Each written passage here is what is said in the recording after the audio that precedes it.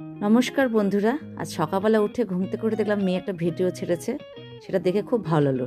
ওদের মাঠে মহিলাদের ফুটবল ম্যাচ হচ্ছে, বেশ সুন্দর লাগছে দেখে। তা আজকে একটু অন্যরকম রান্না করছি।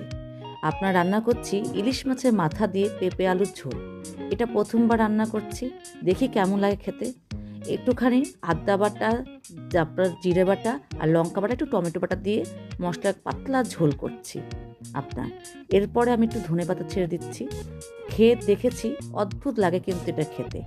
ভাতও হয়ে গেল, তার সঙ্গে করলাম চিংড়ি মাছের রসা। এটা একটু রিচ হয়ে গেল আজকে যেভাবে গরম পড়েছে শিলিগুড়িতে।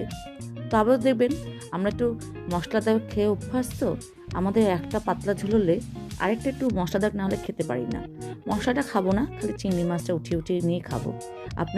আজকের এই দুপুরবেলার মেনু এই যে পাতলা ঝোল ইলিশ মাছের মাথা দিয়ে, আর হচ্ছে চিংড়ি মাছের রসা।